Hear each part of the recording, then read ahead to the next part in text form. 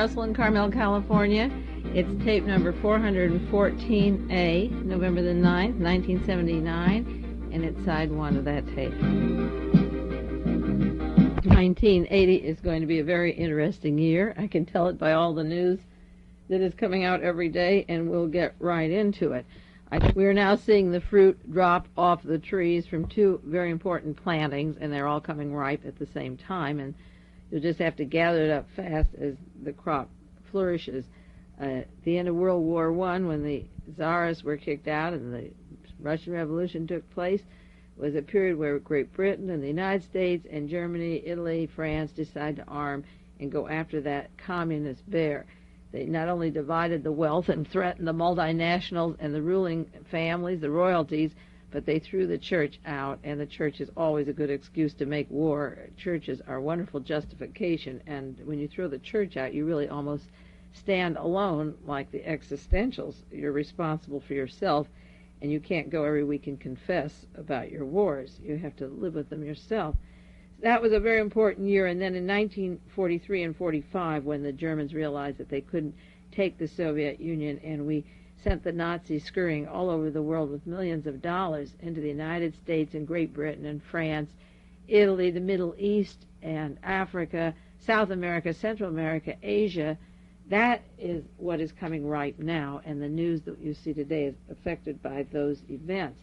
We never had more terrifying weapons. We never had more people aware of what was going on. You need people to use the weapons. We sent billions of dollars of weapons to Iran, to the Shah of Iran, but this simple priest who wasn't even armed came in and took over the country, and the weapons didn't do him any good. I keep thinking, and I reread very often Ralph Waldo Emerson's essay on compensation. I ought to just read it one tape and send it out as an extra, but you should read it. And the pendulum is swinging every way. You had fascism, we had fascism and the Middle Ages and feudal systems, but we never had so much television and dialogue and radio and cassettes going around the world and magazines and newspapers. Never so many people digging and delving and printing and publishing and speaking out, counteracting those forces. And remember, there aren't as many of them as there are of the masses. And once the masses catch on, like in Iran, it doesn't mean a thing to have 60 people killed. Why does it mean anything to them? The people on the streets are 26 years old. They were there when the United States threw out Mossadegh, wanted their oil, kept them in slavery, paid them off not to grow food, imported their food, had rising inflation. The middle-class homes are $1 million, extreme poverty, terror police, greed, and a man that left with $22 billion. So what does it matter to them if 60 die? It's a wonderful theater of the absurd, the whole drama, because we're left totally impotent in the United States, and it's an interesting situation to be. I've always been ashamed of being an American for the things we were doing in these other countries, and many of you know I do plan and hope to leave this country when I'm able to, to get out of here, because there's going to be a lot of anti-American feeling, and I don't want to say later, well, I didn't approve of it then, but I didn't do anything. At least my record will speak up, will show through the tapes and the articles that I tried to alert to these various fascisms that the United States and the Nazis were putting together. Pravda had an article in the Associated Press this last week on California, and you know how I warned you about California and referred to Kenneth Lamote's book, California, the First Para-Fascist State. The way South Korea was overthrown in Seoul could very well happen in the United States when the masses, the Chicanos, the blacks, the Indians, the poor whites, the middle class, get out on the streets. The excuse for martial law will come from California. It will come from Stanford Research and their riot control. It will come from Ronald Reagan and the Pentagon, the collection of the zebra killings, the Vance killings, the SLA. The mass violence is concentrated, the mind control, the zombies in California. And we have Charles Bates, Ebel Younger, Ed Davis, and now Raymond Procunier, who is in charge of the prison systems in California, the San Quentin 6 case and the death of George Jackson, the Soledad brothers, the Angela Davis story, the Rochelle McGee, the shooting of the judge at Marin County. Procunier is one of the most dangerous men in American history. He and Evelyn Younger and Ed Davis, to me, are like Heinrich, Himmler, Goebbels, and Goering. And they'll stand behind when the president's in or the Fuhrer is in. And he's now been made under-sheriff in San Francisco, which is frightening because out here we have the lineup of Bates and Procunier now and Younger and Davis.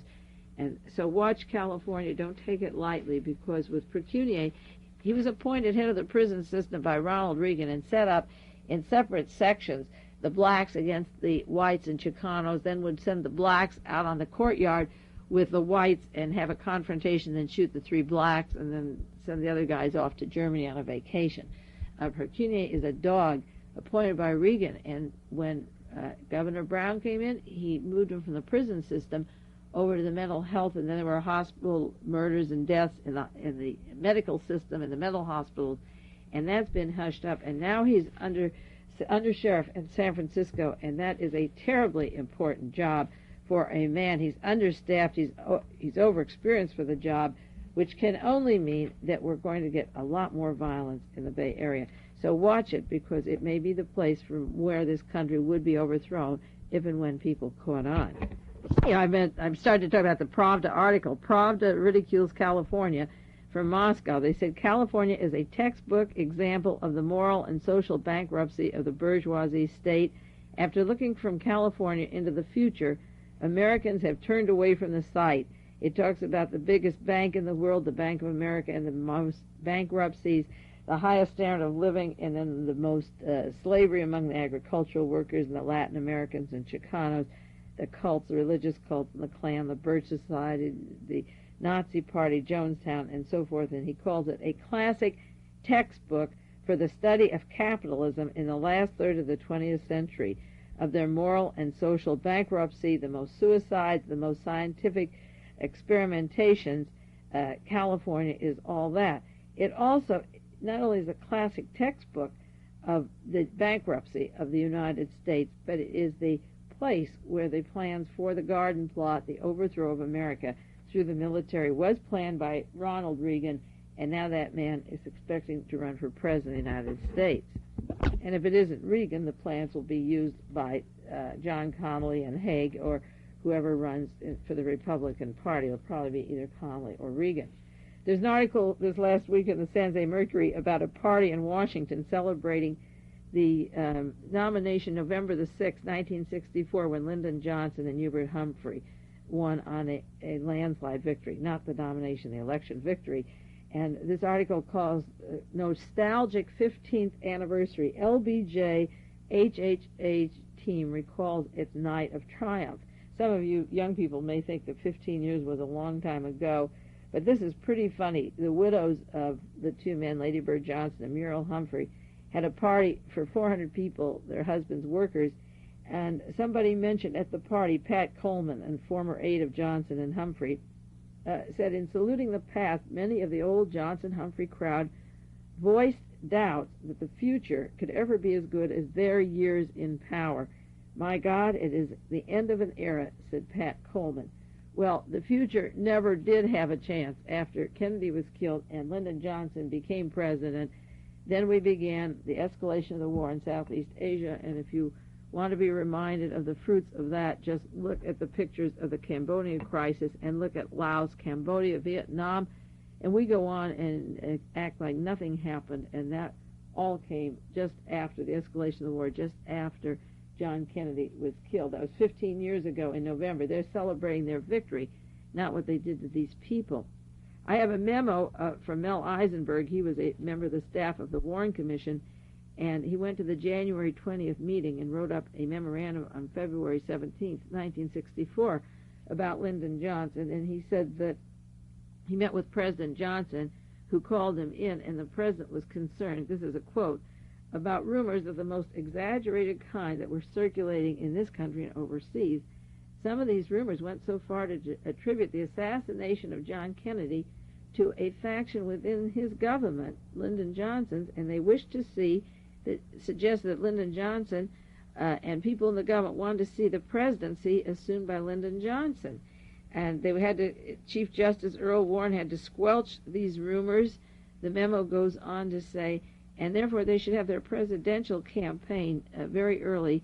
The target date of the Warren report would be June the 1st because, in quotes, he hoped to see the report long before the presidential campaign, since once the campaign was started, it was possible that the rumors and speculation would come up again.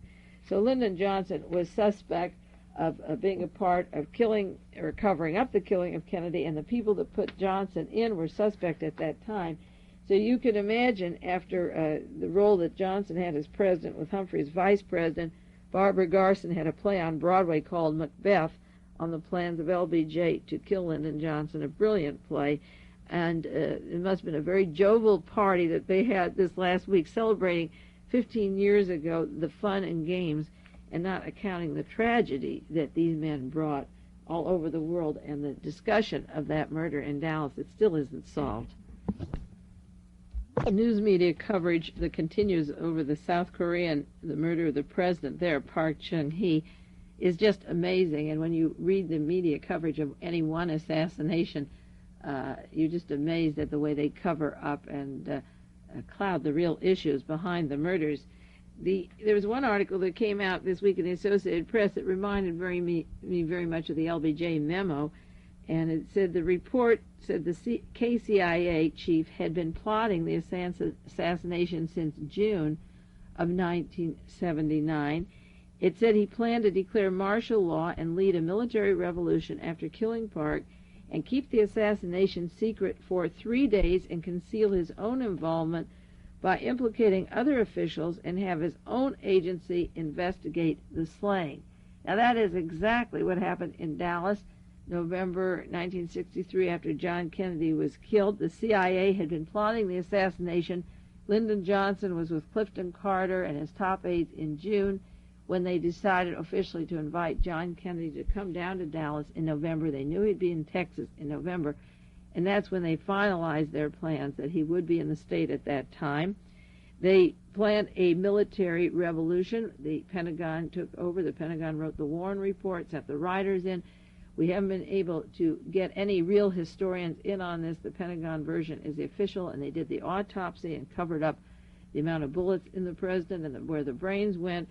The Pentagon did take over after John Kennedy was killed. In Korea, they wanted to keep it secret for 3 days. They've kept this secret literally for 16 years. They wanted to implicate other officials. The second investigation of the Kennedy assassination has gone on now to maybe organized crime or maybe some persons, anti-Castro Cubans, but they couldn't find the smoking gun. They won't implicate themselves. And then in South Korea, they were to have their own agency investigate the slaying, and that's what happened in Dallas, Texas. The only thing that went wrong here was that the secretary, Kim Ki-won, was in the room and wasn't killed, and he chickened out and saw that the actual assassin was arrested. They kept him alive. If he had been killed, along with all the others, they could have blamed a North Korean and brought in a body of a North Korean and said that for 3 days, kept him on the spot, and then hidden it for the excuse that they didn't want to cause a world war in North Korea, and that they were going to keep it quiet, and they could have dragged in another plot if the secretary hadn't been in there in the room and wasn't injured, and he squealed. If somebody had just squealed or would squeal in the future about the Kennedy assassination that worked with LBJ and that gang, the truth would come out a lot faster. Amazing headlines this week. The CIA now thinks Park was victim of a broad plot. Our Central Intelligence Agency thinks there might have been a broad plot. That kind of information probably cost us $1 million to figure out just on the assassination so far of the president of South Korea. Another one, inflation and growth, two big South Korean burdens, like I mentioned on the tape last week on the killing of President Park Chung-hee. Inflation and growth are the problems. The reason countries are overthrown, why Bolivia had an election, it was overthrown, why El Salvador is having trouble, why Chile is under military dictatorship. In fact, I have a map of all the Latin American countries, all but two, under military dictatorship now. Inflation and growth is the problem. But the use of weapon systems and going bankrupt and arming just the military is one of the problems of inflation that is never brought up. And the growth of the population in awareness also, not only business growth, but as you get middle class and you have businesses and multinational corporations and wheeling and dealing in Korea, just as any other place, there's a certain element that get an education, want their children to go to universities, get an education. They don't want to be in the Middle Ages. As soon as they get to the universities, they begin protesting, and then the university people strike, and then the military dictatorship moves in. There's a growth in awareness, and there's a growth in the police system, and they balance each other and have a shootout. And that is called a military coup. Another article, Park's death laid to palace politics. Of course it was politics. Of course they had problems in the country. Of course there was a plot. These headlines don't really tell you the role that the Americans played in it and why they want him dead and how we will deal with the new murderers and be willing to bury him and just go on business as usual and continue the martial law and not necessarily have any more elections, because it was time to murder this man. And as I say, I think Marcos of the Philippines is another embarrassment. If the people rise up too much, they'll murder him and put in a new face. And by giving him a saving grace of time, like we gave Lyndon Johnson after Kennedy was killed, instead of investigating Lyndon Johnson and his meetings and plans to bring Kennedy there, the word goes out. We have to save the nation. We have to have peace. We can't act emotionally. Give the new leader a chance. That means let's arm to the hilt in case the people catch on again. One of the worst dogs of all this violence, who should be hung by the heels like Mussolini and who gets $5 million for a book and is still wined and dined in Washington, is Henry Kissinger. An interesting article this week about Kissinger. Those of you who don't have Conspiracy Digest, I should give you the address of the article I did for them on Kissinger and his Nazism. I never believed for a moment Kissinger was a Jew. I believe he's a German Nazi that was brought over in his youth and trained at Harvard for the Rockefellers and the power structure to go back to Germany and then control our National Security Council as a German. And when he was in Harvard teaching, he was giving the information to the FBI about various teachers. He was an informer. And one professor of sociology, professor of history at Harvard, his name is Mr. Diamond, Sigmund Diamond, sent to the FBI for some Freedom of Information papers and got facts that Henry Kissinger was sending comments of the students at Harvard, monitoring their opinions and so forth on world affairs, and turning them over to the FBI as a favor from Harvard University as a teacher. He had seminars and so forth, and then he'd give spying information to the FBI while he was at Harvard. He's a treacherous man, and I wish more people were getting documents to prove that treachery through the years and show how close good minds can be at Harvard University.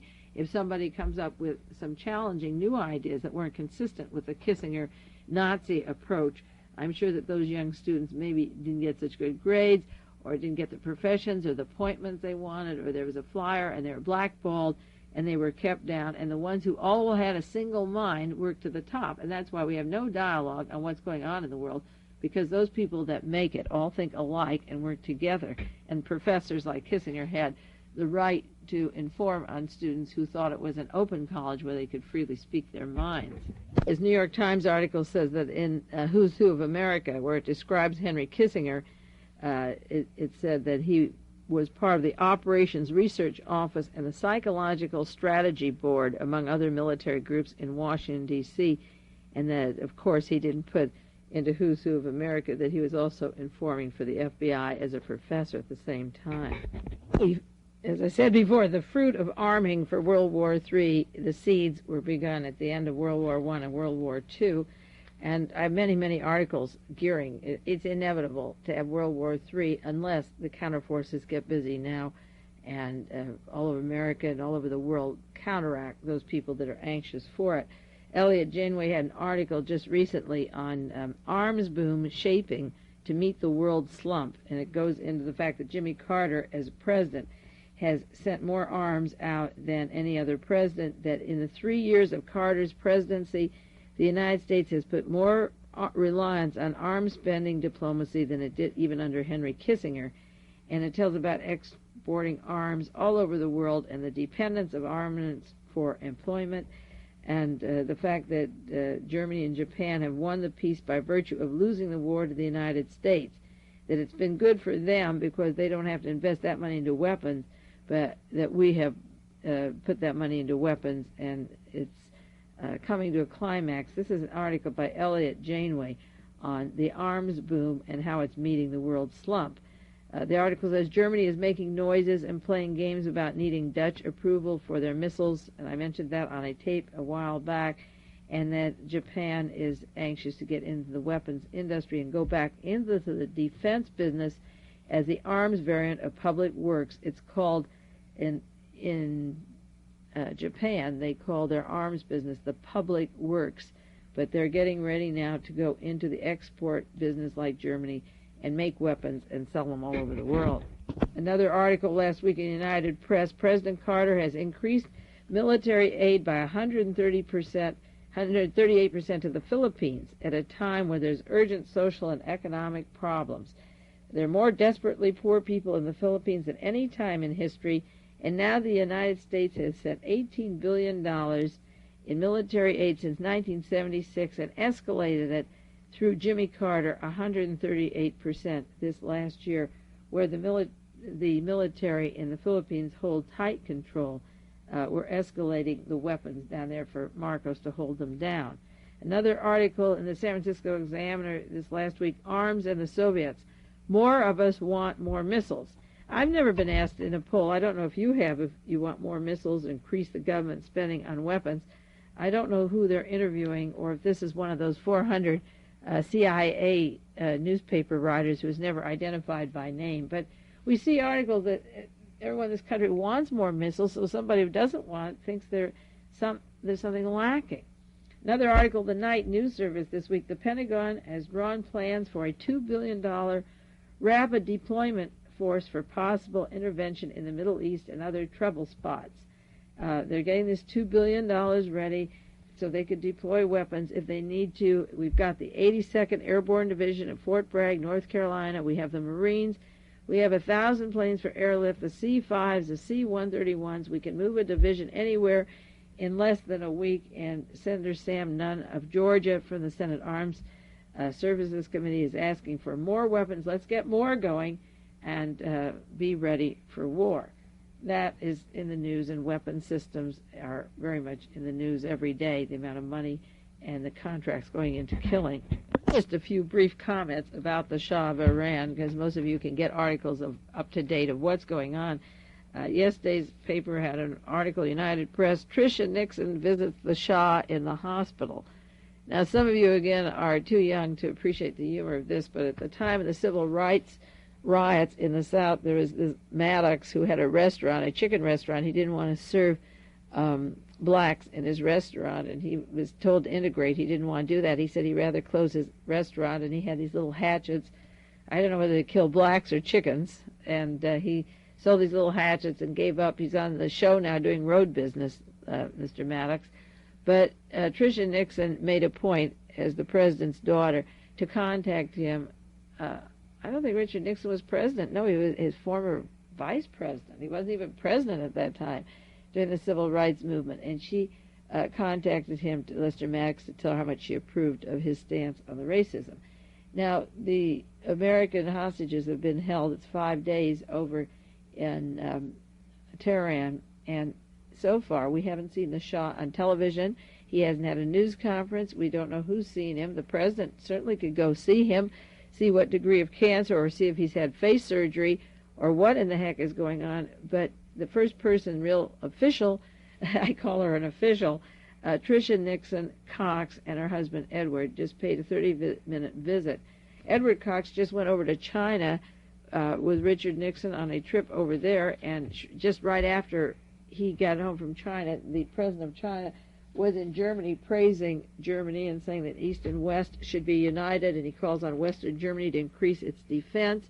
So Mr. Cox, evidently Tricia's husband, is very much in the political eye of the storm back there, and maybe is contacting him, goodness knows what for, as an espionage bagwoman or whatever, because little Tricia is now visiting the Shah where nobody else goes in, and it would be interesting to know who else of public stature from the State Department has had a social visit with the Shah of Iran in the hospital.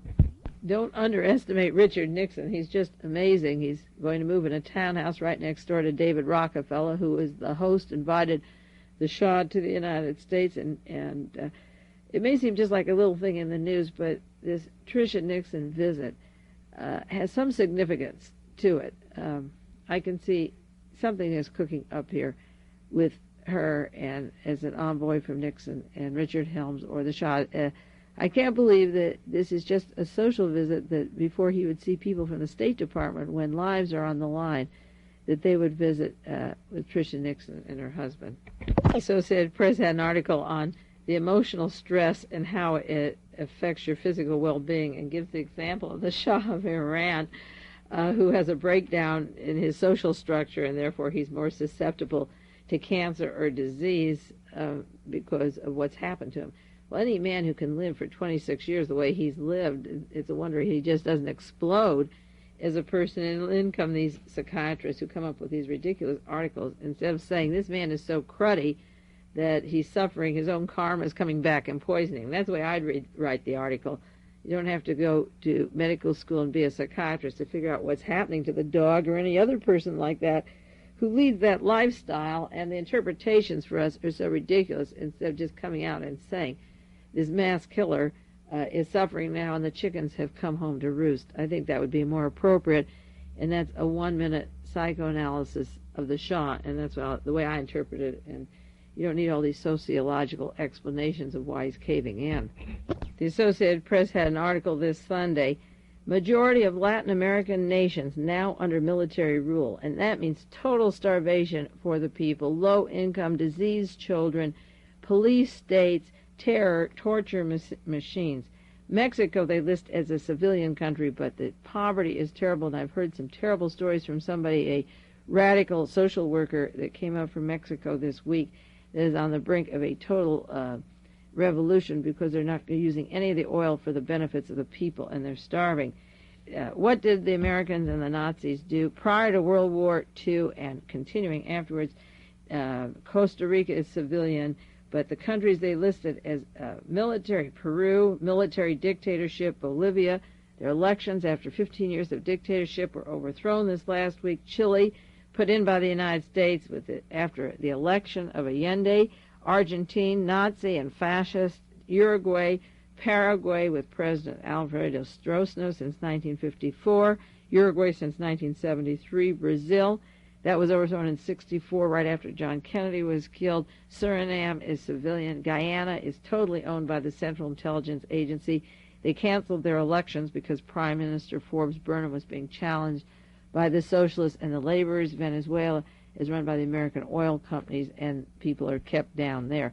It's listed as civilian, but Brazil, Peru, Bolivia, Paraguay, Uruguay, Argentina, Chile, Mexico, the people have absolutely no rights, and each one of them has connections to the torture machine apparatus of the Nazis, funded by the United States and their weapon systems, and totally control the multinationals, draining them and keeping the people down. So when you see articles about the Bolivia, which is tragic, the way that dictatorship came in this last week, the shootings in San Salvador, piles of dead in shootout, and as I say, if you look at Cambodia and Laos and Vietnam, what's happening there, I'm not going to cover all the countries. This week there was an article on Brazil. The cops raided the church. There were metal workers on strike. They came in and arrested 100 strikers and broke into the Catholic Church. Great Britain has a military woman dictatorship now. They're starting to put young thugs into houses of treatment. They're like concentration camps, and they're cutting down their social services. Mrs. Thatcher said this week, to counteract inflation, they'll have weapons and police and no social services. And Japan had elections but is in turmoil, a member of the Trilateral. So these countries are, listed right there, are in violent turmoil now. The newspapers are filled with deaths and police dictatorships. These are the fruits of the end of World War I and World War II. I don't have time to go into each country separately, but you can keep up and read these articles. And the other side of this tape, we're going into some news of the political assassinations and specific individuals.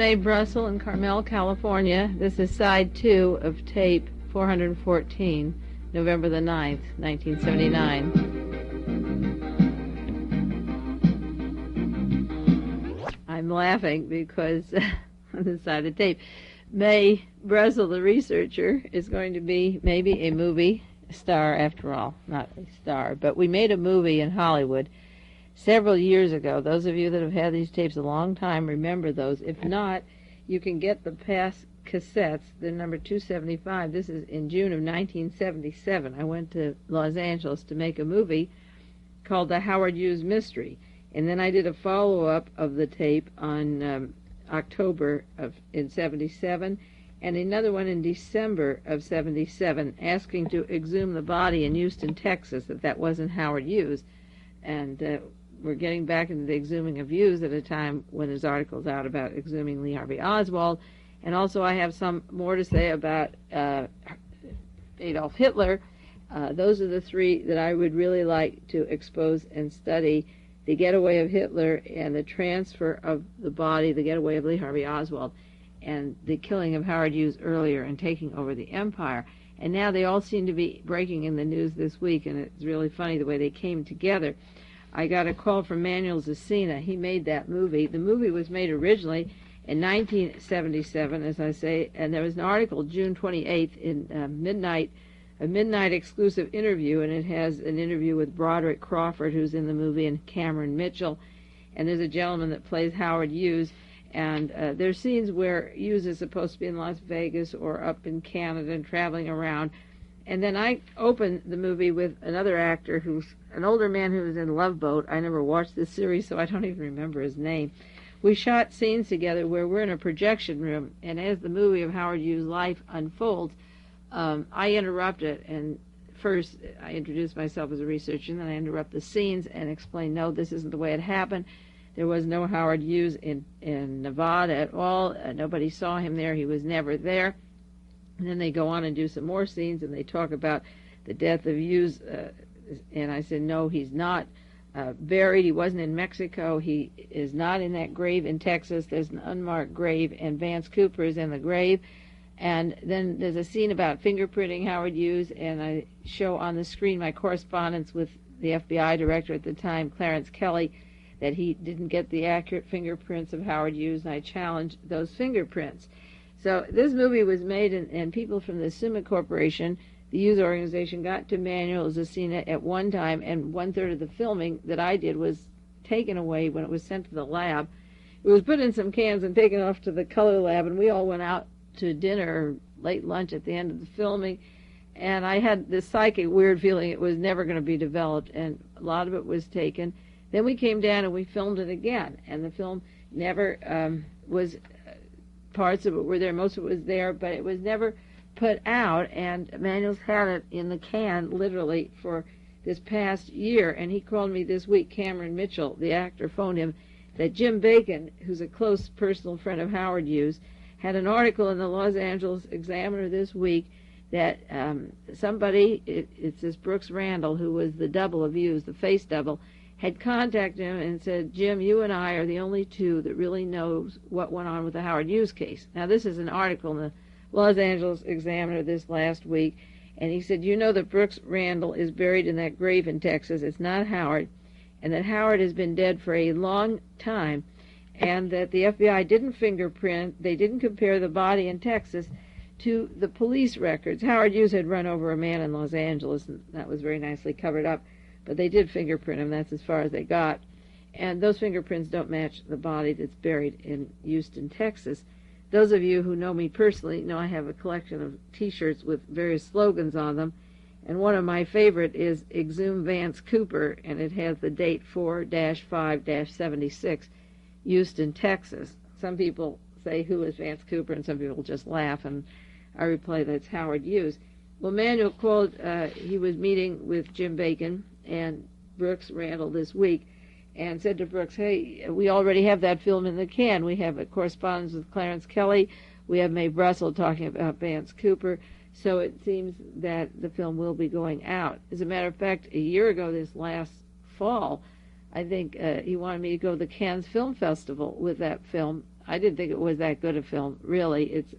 If he had known how hot the material was, I could have worked with them from the beginning. But I met them when the film was really the story of Howard Hughes, and then Manuel inserted these scenes because he thought it made a better movie, which it does. But we didn't go to Cannes with it.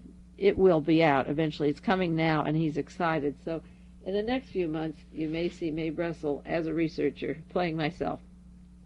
There was an article this last summer in 1979 apropos of this case. The Suma Corporation, which is the Howard Hughes family organization now, filed a $230 million lawsuit against 13 of Howard's personal aides and doctors. And what they claim is in the lawsuits against Chester Davis, the New York attorney, Bill Gay, he was the head of the Suma organization. He started out as a chauffeur driving the starlets like Terry Moore to their dance classes.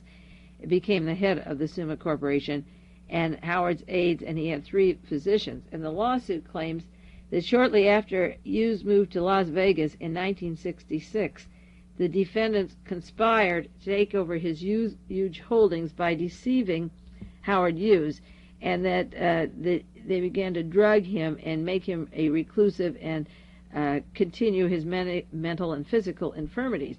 Now, 1966 is the year that these people took over the Suma Corporation. Howard went from the Beverly Hills Hotel, he stayed there in 1957 to 1966 and was beginning to get drugged and zonked out of his head, and was seen crazy enough and drugged enough so that it would be believable later that he did have a breakdown.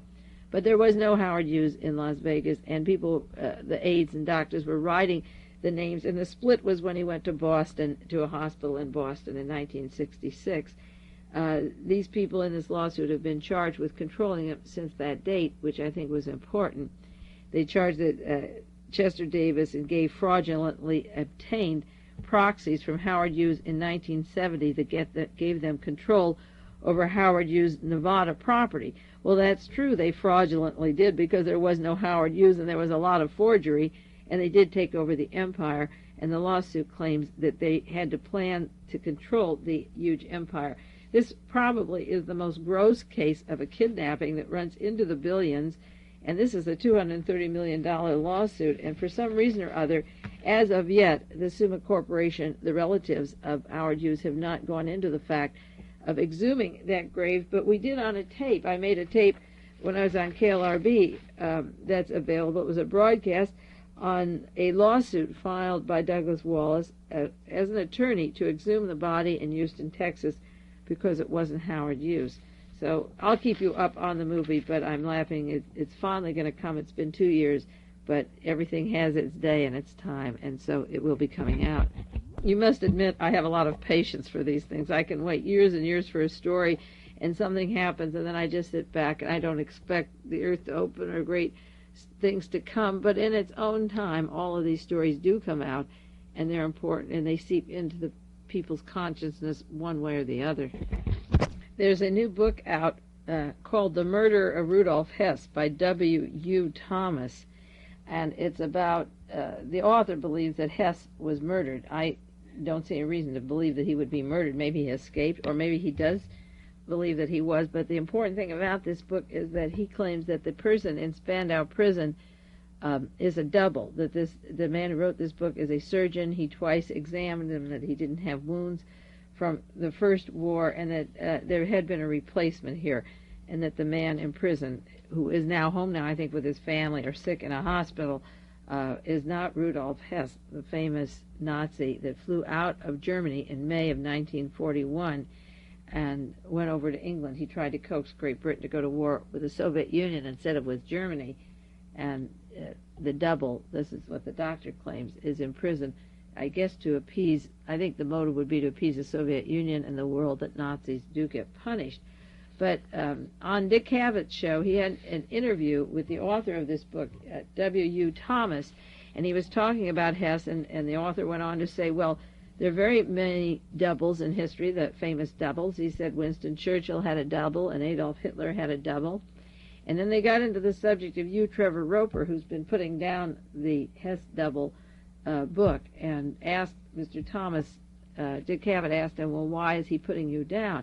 And he said, well, U. Trevor Roper is just writing what the British want. He works for the British service, He dances to the tune, whoever pays the piper, he dances to whatever they want. And Dick Cavett said, "Do you mean to tell me that Adolf Hitler is alive?"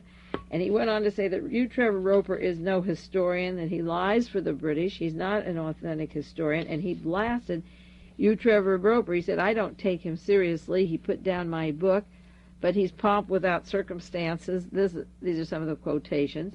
And that he as much as says that Hugh Trevor Roper is paid by the British to say what the British wanted, and that he falsified the story of the bunker and implied about the Adolf Hitler story. And those of you that have the tape or want to get that back tape, this goes to July 1978, a year and a few months back.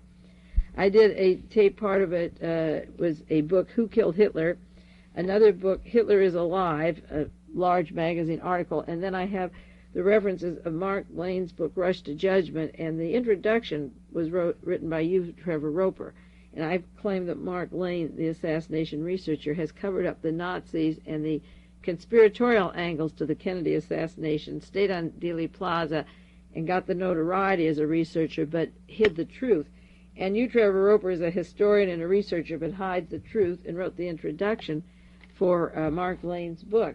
But to hear Mr. Hugh Thomas blast Hugh Trevor Roper and then get into the subject of Adolf Hitler was very interesting, because many of you say, "Oh, Mae, we know that this conspiracy happened and that, but you've gone too far, or you've gone too far on alternative 3, or you just stretch out on a limb." I don't think I'm going too far, and I think if you study closely the books and articles and more information coming out, 2 sources last week were talking to me about Adolf Hitler. And he's 89, he'll be 90 in April, but there's a lot of 90-year-olds around, a vegetarian in good health down in Antarctica. It's possible that he is in Switzerland, where I was told he was, at the sanitarium in Switzerland. But here was a Dick Cavett show with this author referring to the errors of a historian who was solely responsible for the story that Hitler was burned. And he doesn't believe it. He said that on the show, and suggested that, yes, indeed, Hitler, like Rudolf Hess, was another famous double. He came right out and said that, and suggested also the possibility that Hitler was alive. Midnight Globe has an article this week, November the 13th, 1979, with the various faces of Lee Harvey Oswald and the Michael Eddowes story about the doubles. But what they do have on the back of the Globe also is an article, Whose Grave? And it says, "There may be nobody in his grave," says a top Texas attorney. And it goes into an attorney in Fort Worth by the name of Jerry Pittman, who prints in the Midnight Globe the minutes of the Warren Commission meeting about removing the body of Lee Harvey Oswald and cremating it. Now, I've been trying to get that story in the Globe for the last 5 years. I've written many articles for them. And the man who took my articles, Malcolm Abrams, was fired from there, and then they wouldn't take any more after that. I don't know why. I can imagine why, because they were really good articles and strong articles. But now they do have printed this story. Of course, one reason they're printing it is they keep saying it's a KGB agent. If you say it's a CIA agent, you can't get an article printed. You can do the research, but you can't get those conclusions in the major media. And the Globe and the Star are still considered media when they reach every grocery store and every stand and liquor store around the country. But there is a picture of this attorney from Texas and Michael Eddowes, and an article on the cremation of Lee Harvey Oswald. That part made the back of the article, just the back page, but it's very important. Pick up the Globe, and also the Star this week has information. Now, nobody would beat me to the story of these Oswald. Sybil Leek, who I know, has written a thing on the Oswald doubles, but it's like her book, The Assassination Chain. There's a lot of disinformation there. They don't have the people write the Oswalds of where they were or when, and that's why I'm working on the book so quickly. It's taken a long time to do the research, but I'm working on it right now. Michael Eddowes had an article last week saying that the grave has already been disturbed. I might have mentioned that to you, that he went out to the Rose Hill Cemetery and there was evidence that dug up earth around the headstone. Well, you couldn't pull nothing out of a headstone, so that doesn't mean much. But he noticed that the turf, more than 4 feet of it, had been removed around the headstone for whatever that's worth. Or maybe they would say, well, we cremated and put the ashes in the headstone. It'd be hard to tell a KGB man from a CIA man by the ashes, but keep up with that story because that will be developing also, along with the other information about the Howard Hughes, the changes from Howard to Vance Cooper, and also the Hitler story, which will be evolving for years, and the Oswald story. Those are my favorites, and I work on them all the time. And I like to see them break out in the news. There was mention of Will Rogers in the news this week, and I just thought I would make a few comments as an aside, away from the other assassinations, but maybe a conspiracy. I wasn't aware of that until I went to L.A. to help work with a book, and somebody brought up the subject of Wiley Post and his competition with Howard Hughes for the world's flight record. And just at the time that Wiley Post had this record, or was competing for it, he had this airplane crash up in Alaska. I wasn't very conspiratorial-minded years ago, and it would be too late to find out now, but the suggestion was made to me when I was in Los Angeles to check out the Wiley Post story. That was close to us because that airplane crash was in 1935. My father had a weekly radio program on KHJ in Los Angeles, down on 7th and Bixel Street, and we went there every week, every Sunday night, and all went out to dinner. And after his show, he had a half-hour show. Will Rogers had a Sunday evening show, and so I used to see Will Rogers every week. I felt close to him. I mean, I grew up and remembered a lot of Will Rogers. Maybe that's where I got my cynicism in politics. But in those days, looking back, 1935, I was 13 years old. But 11, 12, and 13, I used to see and hear Will Rogers a lot, and he was down at the radio station. As a matter of fact, we went to Alaska that year. We went up to the Arctic Circle, up to Fairbanks and Juneau, and Will Rogers and his family were going to take the train with us. We took the train to Seattle and then took a boat and went up to Alaska. And his family, he was going to go with us on that trip. And then they changed their mind and decided to fly, and he decided he'd fly up there with Wiley Post. And our family, my mother and father and my brother and myself, took the train, and the rest is history. That was the end. We never saw the family, any of his family after that, or anything kept up with Will Rogers' family. But we used to see him on the weekends up to that time, and we're going to take a trip together. It's hard to believe they talk about the 100th anniversary of his birthday. That sounds so long ago, because I have instant recall of things going back to my childhood, and I remember these incidences in those times very clearly. So I got a flash this week when I was thinking of the plane crash of Wiley Post and the anniversary of Will Rogers, that maybe some of my political awareness even came in at a young age of being exposed to people like that. I remember when Thomas Mann was in our home, and I had the measles, and I was home from school, and he was there, and a refugee from Germany, and a writer. And there were other artists and people that my parents knew that had come over, and I'm sure there must have been some undercurrent or impact that Mae was getting into her head, just seeing these people or hearing them talk. I don't know how much I got from them, but as I look back, I think it must have been some influence in my way of seeing things or perceiving the world. I have to update the Vatican finances. Those of you that have all my tapes on Pope Montini, the Milan Mafia, and Mr. Sedona, and the missing money of the Praline brothers, I call them the Pauline brothers, but the $22 million that was missing out of Philadelphia that went to Poland, and then this Pope 17 days after he became Pope covered that up. I've done tapes on the missing money, the Vatican deaths linked to organized crime, their banks in Milan, and the recent deaths in the investigation of Sedona. 3 people have now died. An article this last week, $18 million annual deficit cited in the Pope's report on Vatican cash. I laughed because I figured out that they'd been missing this money or reinvesting it since 1972. So if you took $18 million a year, that's what I figured out. They've been missing $90 million plus.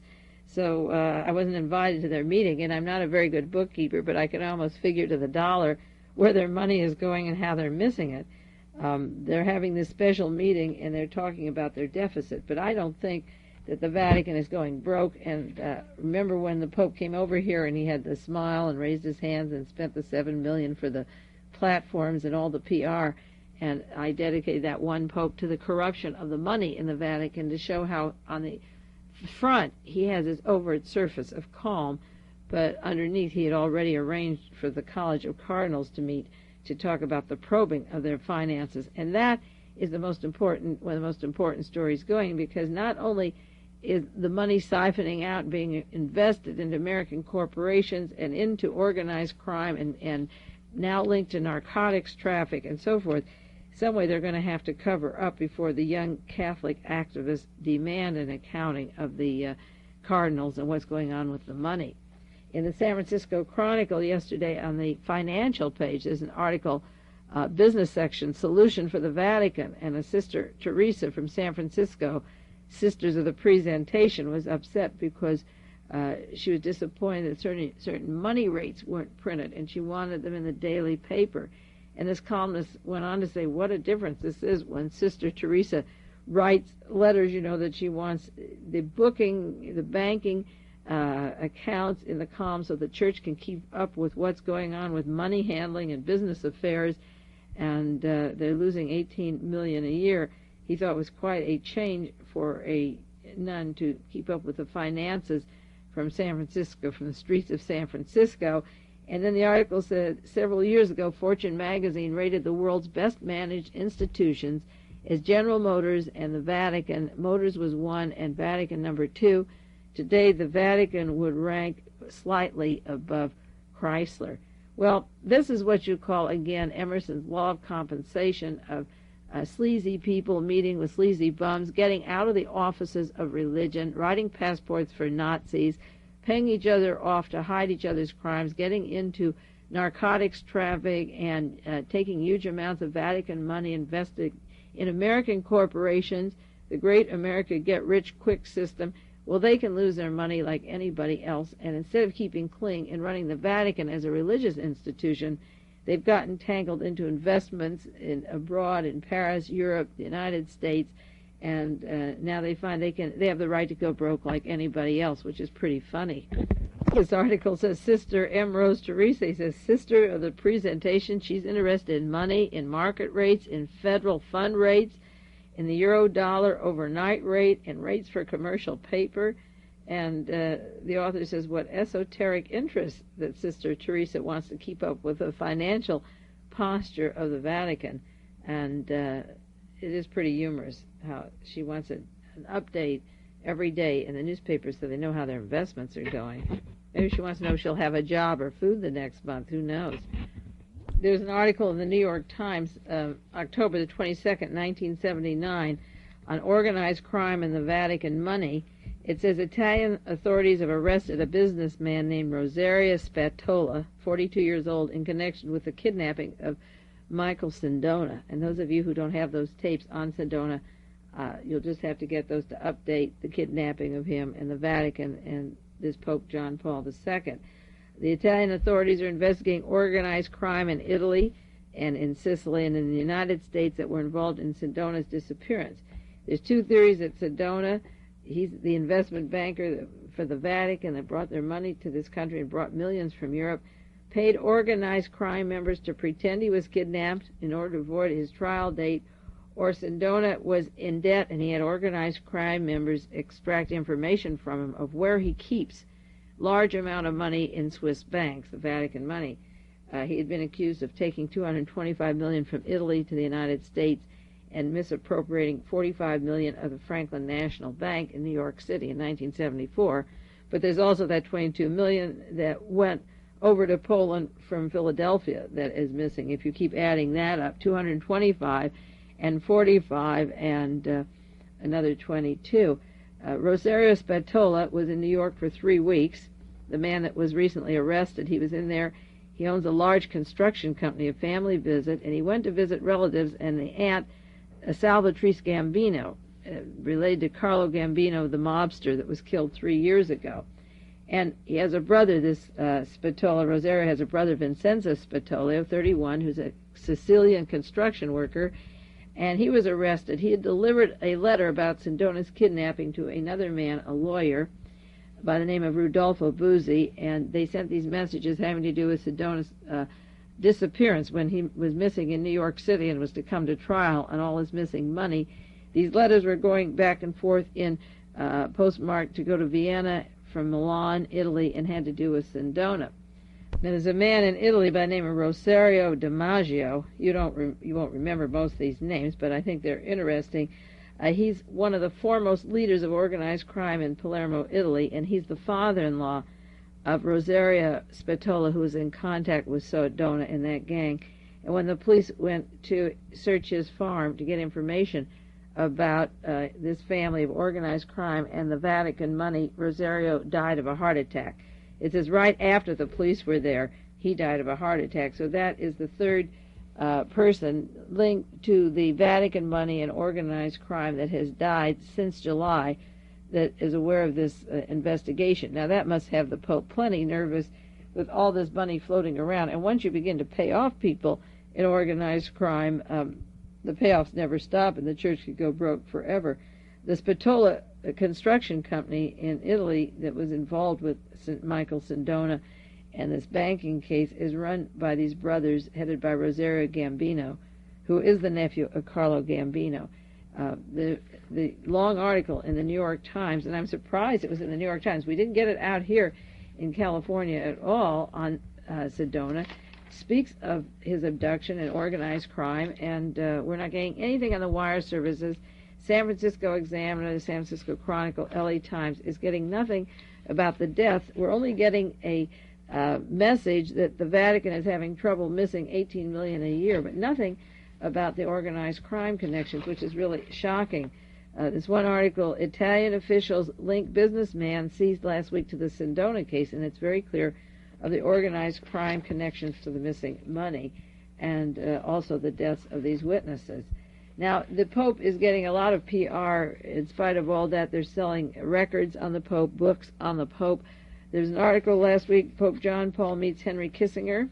Right after he came back from the United States, he had a private meeting with Nazi Kissinger. Another article, the Pope plans to visit Brazil and the Philippines, two of the most terrible military dictatorships put in, but with a lot of Nazi money and a lot of control over the entire populations. He's going down next to visit them. And another article, America warned about Marcos in the paper. The people in Hong Kong are warning the United States that they should not coddle Ferdinand Marcos anymore or we lose our American bases. The United States is coddling a dictatorship against the people. That was in the United Press. Now, that's what I think, that if the Pope's going down there and Marcos is an embarrassment, I think he can go to Brazil and down to the Philippines and pick up millions of dollars that the Vatican is missing to support his regime. But you can't go to the countries that are poor and starving, so he has to go to the military dictatorships.